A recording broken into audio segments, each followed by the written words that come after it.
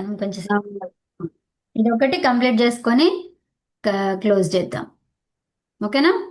ఒకటి ఓకే. అనుస్వరం తర్వాత చూసుకుందాం.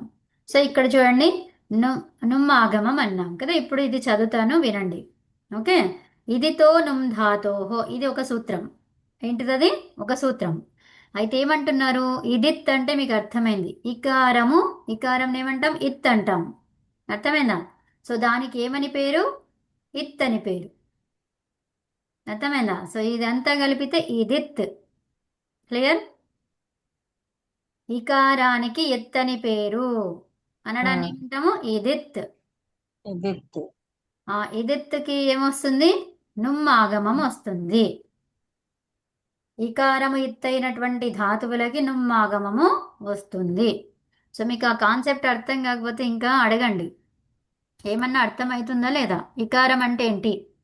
ఎలా చెప్తారు? ఈకారానికి ఇత్ అయితే ఇదిత్ అని చెప్పాలి. అరే, ఇకారం అంటే ఏంటి అడిగితే మీరు ఏదో చెప్తున్నారు. ఏ. ఇకారాన్ని ఎలా చెప్తారు అని అడిగాను. ఇత్. ఇత్, అంతే. సో ఎత్తుకి అనునాసిక అచ్చు ఉంటే ఎప్పుడు ఇత్ అవుతుంది? ఇకారానికి ఇత్ అని పేరు ఎప్పుడు వస్తుంది? అనునాసిక అచ్చు ఉంటేనే. అనునాసికం ఉంటేనే. అర్థమైందా? ఆ ఉమ్. సో అప్పుడు ఇత్ అని పేరు పెట్టాము. సో కంప్లీట్ గా కలిపితే ఏమైంది? అది ఇదిత్. ఇదిత్. అంటే ఇకారానికి ఇత్ అని పేరు. అంటే అనునాసిక అచ్చు, అనునాసిక ఈ ఉంది అని అర్థం. అర్థమైందా? ఉమ్.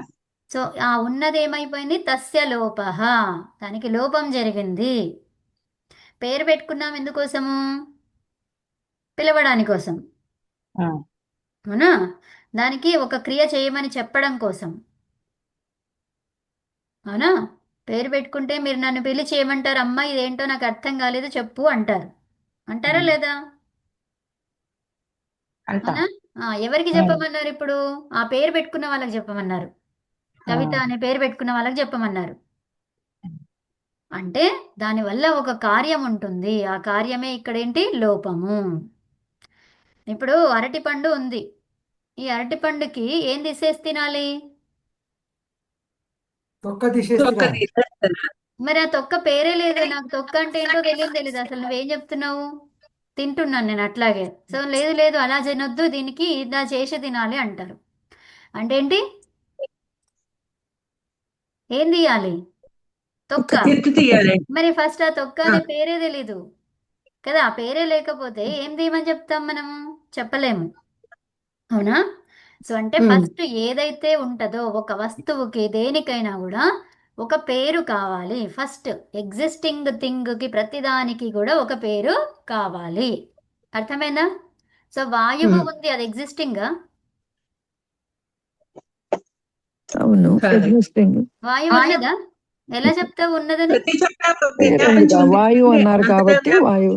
అంటే వాయువు పదాన్ని చూసి పదం ఉందంటున్నారా మీరు? ఏముందంటున్నారు? పదం ఉందా లేకపోతే థింగ్ ఉందా? థింగ్. థింగ్ ఉంది. ఎలా చెప్పగలుగుతున్నారు? అది కనిపిస్తుందా? ఎట్లుంటది అది? అది వాయువు పేరు ద్వారా ఇచ్చినారు తెలుస్తుంది. కాబట్టి, ఆ? వాయువు అన్నారు కాబట్టి వాయువు స్పర్శ గురించి. ద్వారా తెలుస్తుందండి. అట్లా కాదు. ఏమ్మా? స్పర్శ వాయువు ద్వారా. పేరు. స్పర్శ ద్వారా ఎట్లా తెలుస్తుంది? ఉమ్. స్పర్శ సంజ్ఞ. ద్వారా. ద్వారా వాయువు తెలుస్తుంది. ఉందని అంటే మనకి పదం తెలుస్తుంది. అవునా? ఇప్పుడు నేను ఉమ్. చెప్పినటువంటి వా అంటే వకారానికి ఆకారం పెట్టడము, యకారానికి ఊకారం పెట్టడము, అట్లా. అది తెలిసింది మీకు. పదం తెలిసింది. వాయువు ఉంది అని నేను చెప్తే మీకు వాయువు అనే పదం తెలిసింది. దాన్ని ఎలా ఉమ్. తెలుసుకున్నారు? అసలు అది ఉంది, అది ఒక థింగా లేకపోతే అసలు ఏంటి అది? ఉందా అని అంటే తెలిసింది మనకి? స్పర్శ ద్వారా తెలిసింది అది. అవునా? అంటే ఇప్పుడు అది ఎగ్జిస్టింగా అవును. నాన్ ఎగ్జిస్టింగ్ అది? ప్రతిక్రియ. ఉమ్? వాయువు అనేది ఎగ్జిస్టింగ్ ఉన్నటువంటిదేనా సృష్టిలో? ఇదే. అదే. ఉంది కదండి. ఉన్నటువంటిది. అరే మీరు మ్యూట్లో పెట్టుకోండి. ఉమ్. ఏంటి? సృష్టిలో ఉన్నటువంటిది. అవునా? సో కాబట్టి ఉమ్. దాన్ని కనిపించేది కాదు. ఉంది కానీ కనిపించదు. అర్థమైందా? ఉంది ఉమ్. కానీ కనిపించదు. ఆ అమ్మ అలాగే విద్యుత్ కూడా. విద్యుత్తు కూడా. అవునా? ఆకలి కూడా. అవునా? కనిపించనివి చాలా ఉన్నాయి, కానీ మనం వాటిని నమ్ముతున్నాం ఉన్నాయని. అవునా? ఎలా నమ్ముతున్నాం అసలు? ఫీల్ అవుతున్నాం కాబట్టి మనం. బాధ అవునా? బాధ నొప్పి కూడా. నొప్పి కూడా. ఇవన్నీ మనకి కనిపించవు కానీ ఉన్నాయి అవి. అవునా? సో అట్లా అన్నమాట. అంటే పేర్లు ఉన్నాయి. బాధ అనేది దేన్ని అంటావు? పేర్లు పెట్టుకున్నాం మనం, అవునా? సో పేర్లు ఆహా. పెట్టుకొని వాటి గురించి చెప్పుకుంటూ ఉంటాం. అసలు ఏమీ ఎగ్జిస్టింగే లేదు, అసలు ఏమీ లేనే లేదు అది సృష్టిలో. దానికి ఒక పేరు ఉంటుందా? ఉండదు. ఉండదు. పేరు ఉంది అంటే అది ఉంటది. అర్థమైందా? పేరు ఉన్నది అంటే ఆ వస్తువు ఉంటది, పేరు లేదు అంటే ఆ వస్తువు ఉండదు. క్లియర్? అంతే. పేరు ఉన్నదాన్ని తీసేస్తావా, ఉంచుకుంటావా, దాన్ని ఇంకా వృద్ధి చేసుకుంటావా, అది మన ఇష్టం, ఇక మన పైన డిపెండ్ అయి ఉంటుంది. అవునా? సో దాన్ని పారేసుకుంటావా, వాడుకుంటావా, అవునా? అది మన ఇష్టం. సో ఇవన్నీ కూడా ఒక పేరు ఉన్నదానికే అడుగుతున్నాం మనం, అవునా? సో అట్లా అన్నమాట. అట్లాగే ఇక్కడ ఒక పేరు పెట్టారు, ఇత్ అని పేరు పెట్టారు. ఆ ఇత్ అని పేరు పెట్టిన దాన్ని ఏం చేయాలన్నారు? లోపం చెయ్యు, తీసేయి అన్నారు. ఓకే, తస్య లోప, కనిపించకుండా చెయ్యు. ఓకే. సో అట్లాగే ఇదిత్తు ధాతువులు అంటే ఇకారము ఎత్తైనటువంటి ధాతువులు ఏవైతే ఉన్నాయో వాటికి ఎవరు ఆగమంగా వస్తారు? నుమ్మాగమం వస్తుంది. అనుపాగము. ఆ, సో అయితే ఇక్కడ చూడండి, జిన్ ధాతువు మే ఈకి ఇత్ సంజా హుయి హో, ఏ ధాతువులో అయితే ఈకి ఇత్ సంజా అవుతుందో, అంటే ఇత్ అని పేరు పెట్టారో, సో దానికి జైసే వది మది భది ఆది इत्त इदित्त धातुओं के नुम का आगम होता है. ఎవరెవరికి? వది, మది, భది ఉన్నాయా? వాటిలో ఇకారం ఉందా? ఉంది ఉంది ఉంది. ఉంది. ఆ ఇకారానికి అని ఏం పేరు పెట్టారట? ఇత్ అని పేరు పెట్టారు. ఇకారానికి ఏం పేరు పెట్టారంట? ఇత్తని పెట్టారు. ఇత్ అని పెట్టారు. సో కాబట్టి ఎవరు రావాలి? నుమ్ము రావాలి. నుమ్మాగమం రావాలి. క్లియర్? ఇప్పుడేదో స్కూల్ నుంచి అమ్మ మ్యూట్ లో పెట్టుకోరా. స్కూల్ నుంచి నుమ్మాగమము రావాలి. ఈరోజు కొంచెం అర్థమైందా? ఇంతవరకు అర్థమైందా? అర్థమైందమ్మా. ఆ, మరి అసలు ఆగమం, ఆగమం అంటే ఏంటి అని మళ్ళీ క్వశ్చన్. ఆగమం అంటే ఏంటి మరి? అవునా? కిसी भी अक्षर को हटाए बिना किसी दूसरे अक्षर को लाकर बैठा देना, ఏ అక్షరాన్ని కూడా తీసేయకుండా ఇంకొక కొత్త అక్షరాన్ని తీసుకొచ్చి పెట్టడం, అదే ఆగమము. క్లియర్? ఓకే. దేన్ని కూడా తీసేయకుండా. ఇప్పుడు శోపదేశంలో ఇక్కడ చూడండి, శోపదేశంలో ఏం చెప్పుకున్నాము? షకారం తీసేసి సకారం పెట్టుకున్నాం. ఇదేమన్నాం? ఆదేశం అన్నాం. అవునా? దీన్ని తీసేసి ఈ ప్లేస్ లో ఇది వచ్చింది కాబట్టి ఆదేశం అన్నాం. ఇప్పుడు ఏం చేస్తున్నాం? శత్రువత్. ఓకే. ఆగమం అంటే ఏం చేస్తున్నాము? ఇప్పుడు వద్దు, శత్రువత్. వద్, ఈ వద్దులో ఇక్కడ ఏం చేస్తున్నాం? దేన్ని కూడా తీసేయలేదు మనం, ఒకటి ఎక్స్ట్రా వచ్చింది. ఇన్వైట్ చేస్తున్నాం. అవునా? ఇది ఎక్స్ట్రా వచ్చిందా లేదా? అవును. దేన్ని కూడా తీసేయలేదు. వద్దులో మనకి వది అనే దాంట్లో వద్ది ఇకారం ఇత్ అయితేనే కదా నుమ్ము వచ్చేది కదా. అవునా? అవును. ఇది ఇకారం పోయింది కదా అని అనుకుంటున్నారు మీరు, అనుకుంటున్నారా? అది పోతేనే ఇది వస్తుంది. అర్థమైందా? దానికి ఇత్తు సంజ పెడితేనే వస్తుంది, పోతే అంటే ఇత్తు సంజ ఓకే. ఉంటేనే వస్తుంది. క్లియర్? Okay okay. సో అంటే అది ధాతువు మనకి ఏంటి? ధాతువు ఏంటి? వద్. మూల ధాతువులో మనం ఏదైనా ఇత్తు సంజలు కంపల్సరీ చేయాల్సిందే. నుమ్ము వచ్చినా చేయాల్సిందే, అవును. రాకపోయినా చేయాల్సిందే. క్లియర్? ఓకే. సో ఇప్పుడు వద్ద అనేది వచ్చింది. ఇప్పుడు దీంట్లో నుంచి ఏమన్నా మనం డిలీట్ చేస్తున్నామా? నకారం పెట్టాలి అంటే ఏమి ఏం చేయలేదు. అంటే ఇప్పుడు అది ఏమైంది? ఒక మూడో వ్యక్తి ఎక్స్ట్రా వచ్చిండ్రు మన ఇంటికి. అవునా? వచ్చినా లేదా? వచ్చారు. సో దాన్ని ఏమంటాము? ఆగం, ఆగమము. క్లియర్? ప్రశ్న ఉఠతా హై కి ఇస్ నుమ్, ఈ నుమ్ ఎక్కడ పెట్టాలి? ఓకే. సో ఇప్పుడు నేను ఎక్కడో తీసుకొచ్చి పెట్టాను, ఇక్కడ ఈ మధ్యలో పెట్టుకున్నాను, కానీ ఇప్పుడు వద్దు ఉంది, ఈ నుమ్ము వచ్చింది అన్నాను. ఇక్కడ నుమ్ము పెట్టొచ్చు, నకారం పెట్టొచ్చు, ఇక్కడ పెట్టొచ్చు. ఎన్ని? 3 స్థానాలు ఉన్నాయి నాకు. 3 4? ఇక్కడ ఆ ఉంది, ఇంకా వ, ఆ, తర్వాత ద. ఎన్ని స్థానాలు వస్తాయండి నాకు? ఇక్కడ పెట్టొచ్చు, ఇక్కడ పెట్టొచ్చు, ఇక్కడ పెట్టొచ్చు, ఇక్కడ పెట్టొచ్చు. 4 స్థానాలు వచ్చాయి. 4 స్థానాలు వస్తాయి. మరి ఇప్పుడు 4 స్థానాల్లో నువ్వు నన్ను ఎక్కడ పెట్టమంటావు? నన్ను ఎక్కడ కూర్చోమంటావు? ఓకే. ఆ ప్రశ్నకి సమాధానం ఎవరు చెప్తున్నారు? ను కో ధాతు కే భీతర్ కహా బైఠే బిఠాయే బైఠాయే అవునా? సో ఎక్కడ చేయాలి అంటే ఎవరు వస్తున్నారు? మిదచోంత్యాత్ పరహ. పరిభాష. పరిభాష అంటే ఏంటి? పరిష్కృతం చేయడానికి వచ్చినటువంటి సూత్రము. పరిష్కృతం. ఏం పరిష్కృతం అండి? నా ఎక్కడ అక్కడ పెట్టాలి? ఉన్న సమస్య. సమస్యని సమస్యను పరిష్కృతం చేయడానికి.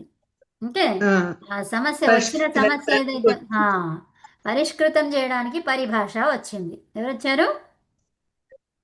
పరిభాష పరిభాష. వచ్చింది. పరిభాష. పరిభాష సూత్రం. వెరైటీ అన్నమాట. సూత్రం యొక్క పేరు. వెరైటీ ఆఫ్ సూత్రాలు ఉంటాయి. సూత్రాలలో కూడా 4 రకాలు.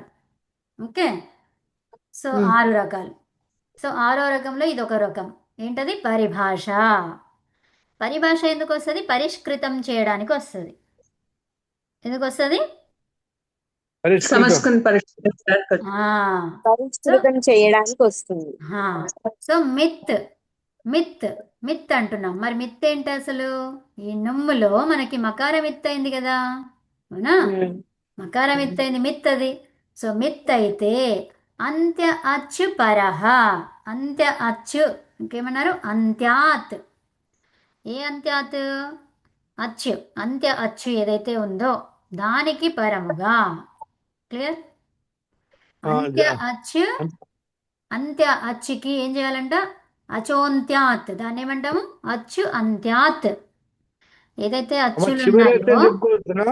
ఉమ్, చివరి అచ్చు. అంతే. చివరి అచ్చుకి పరముగా. పరహ అంటే ఏంటి? పరముగా. ఆ. చివరి అచ్చుకి పరముగా చెయ్యాలి అంటున్నారు. మన దగ్గర వద్ అనే ధాతువు ఉంది కదా. సో ఇందులో చివరి అచ్చు ఎక్కడ ఉందో చూడండి. ఇంకా మకారంలో ఉన్న అకారం అక్కడ దానికి పరం అంటే ఎక్కడ వస్తుంది? దాని పక్కన వా పక్కన ఇక్కడ వస్తుంది. ఇక్కడ న పెట్టుకున్నాం. అది వంద్. క్లియర్? అది చెప్పింది. ఎవరు చెప్పారు? అది మిదచోంత్యాత్ పరహ చెప్పింది. ఏమని? అంత్య అచ్చుకి పరముగా. ఏం చెప్పింది అది? అంత్య అచ్చుకి పరముగా. అంత్య అచ్చుకి పరముగా ఆగమము చేసుకో. ఏం చేసుకోవాలి? ఆగమము ఆగమము చేస్తుంది. ई की इत संज्ञा करने के बाद देखिए कि अंतिम अच कौन सा है. ఓకే. ఈకి ఇత్ సంజ్ఞ చేసిన తర్వాత ధాతువు ఏదైతే ఉందో దాంట్లో అంత్య అచ్చు ఎవరు?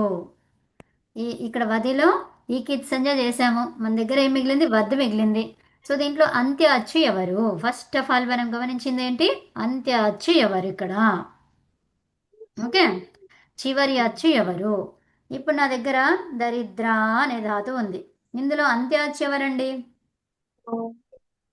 ఇయ్యండి. దరిద్ర ఉన్న దరిద్రలో ఆ అది అంత్య అచ్చు. ఇక్కడ ఎన్ని ఉన్నాయి? అంత్యము ఆది తెలుస్తున్నాయి ఇప్పుడు మీకు ఇందులో? తెలుస్తున్నాయి. ఇప్పుడు వదిలో ఏం తెలిసింది? అంత్యము ఆది తెలిసిందా? అంత్య అచ్చు తెలిసింది. ఆది అచ్చు, అంత్య అచ్చు, వకారంలో ఉన్న అకారం. అంతే. అదొకటే. అవునా? ఏది అంత్యము ఏది అచ్చు అంటే ఏమన్నారు? అదే అంత్యము అదే ఆది. అదే అంతము అదే ఆది. దానికి ఏం చెప్పుకున్నాం మనము? ఎస్, అదే అంతం అంటే తదేకస్మిన్. అవునా? ఆద్యంత వదేకస్మిన్. ఓకే. ఆది అంతము ఏకస్మిన్, ఒకే దానిలో. అర్థమవుతుందా? ఒకటే ఉన్నప్పుడు దానిలో నే అదే ఆది అదే అంతము. ఆది అంతవత్ ఏకస్మిన్. ఏకస్మిన్ ఒకటే ఉన్న దాంట్లో, ఒకే అచ్చు ఉన్న దాంట్లో. ఓకే. ఒక సముదాయం ఏదైతే ఒక శబ్దం తీసుకుంటామో అందులో ఒకే అచ్చు ఉంటే అదే ఆది అదే అంతము అని చెప్తుంది ఆ సూత్రం. ఓకే. ఆద్యంత వదేకస్మిన్. ఓకే. ఆది అంతవత్. అది అలా పనిచేస్తుంది. ఆదిలుగా పనిచేస్తుంది, అంతముగా కూడా పనిచేస్తుంది. ఎవరు పనిచేస్తున్నారు? ఒకే అచ్చు ఉన్నటువంటి శబ్దములో. క్లియర్? ఇక్కడ దరిద్రాలో ఏంటి? మనకి ఆది అంతం ఏంటో మనకి అర్థమవుతుంది ఇక్కడ కదా. సో అంతం అంటే ఇక్కడ చివరిది. ఇక్కడ నుమ్ని సబ్స్టిట్యూట్ చేయాలి. ఓకే. నకారం ఇక్కడ వస్తుంది. ఓకే. వద్దులో ఎక్కడొచ్చింది? అందుకే మీరు వెనక ముందు చివర అని చెప్పి అనుకోండి, పొరపాట్లు దొర్లుతాయి ఇక మంచిగా. అవునా? ఆ పొరపాట్లను దొరలనీయకుండా ఏం చేయాలి? అంత్యము అంటే అంత్యమే చెప్పాలి, ఆది అంటే ఆదినే చెప్పాలి. ఓకే, చివరి అచ్చు అంటే చివరి అచ్చునే చెప్పాలి. క్లియర్? ఇక్కడ ఏమన్నారు? చివరి అచ్చు, అంత్య అచ్చు అన్నారు. మనం ఏం గుర్తుపెట్టుకోవాలి? అంత్య అచ్చు అని గుర్తుపెట్టుకోవాలి. ఓకే, సో ఇప్పుడు बाद अंतिम अच कौन सा है? हम पाते हैं कि वद मद भद आदि में अकार ही अंतिम अच है, अतः इस सूत्र से उस अंतिम अच अ के बाद ही नुम, नुम बोले तो नकार, नकार को बैठाया जाएगा. ఆ నకారాన్ని అక్కడే కూర్చోబెట్టాలి, అక్కడే పెట్టాలి, స్థాపించాలి దాన్ని.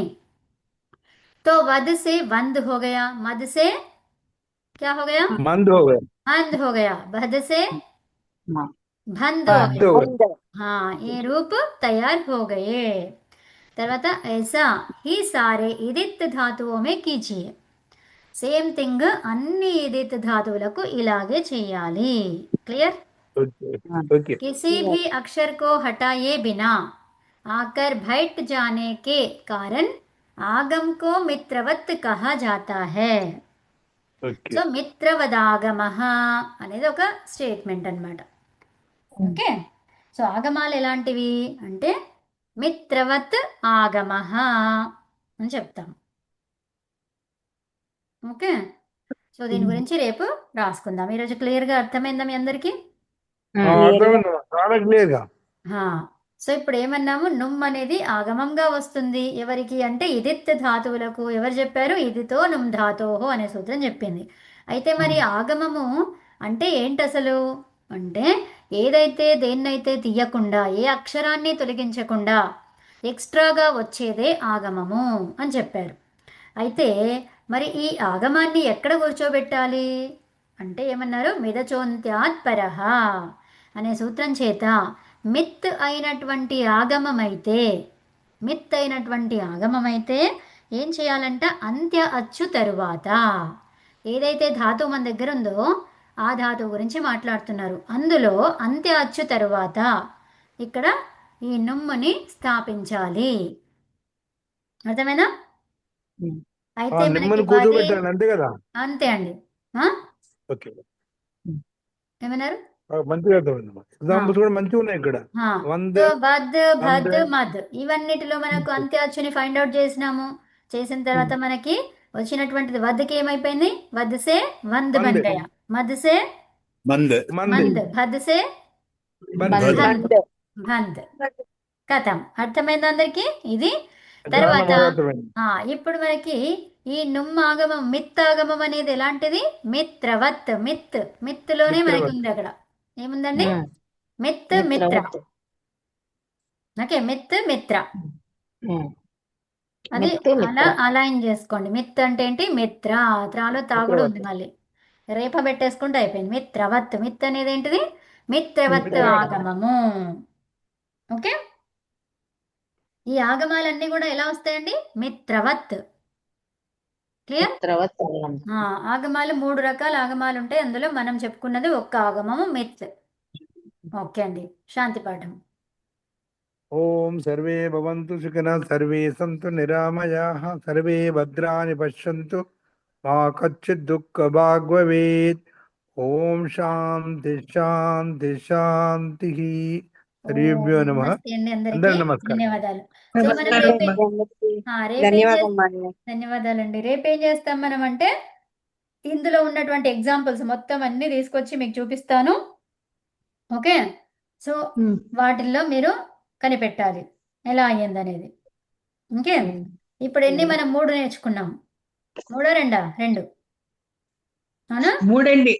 3 నేర్చుకున్నాం. ఏమేమేది? సత్వకార్యము, నత్వకార్యము, తత్వకార్యం, నత్వకార్యము, నుమాగమం. నుమ్మాగమం. ఇదిత్ ధాతువులకి నుమ్మాగమం వస్తుంది. క్లియర్? ఉమ్. ఈ 3 ఉదాహరణలు నేను రేపు తీసుకొస్తాను. మొత్తం ఒక స్లైడ్ మీద రాసి చూపిస్తాను. సో వాటిల్లో ఏమేమి అవుతుంది, ఎందుకు అవుతుంది, సూత్రంతో సహా మీరు చెప్పాలి. క్లియర్? ఓకే. ఓకే అండి. సరే మరి, నమస్తే అందరికీ. ధన్యవాదాలు. ధన్యవాదాలు.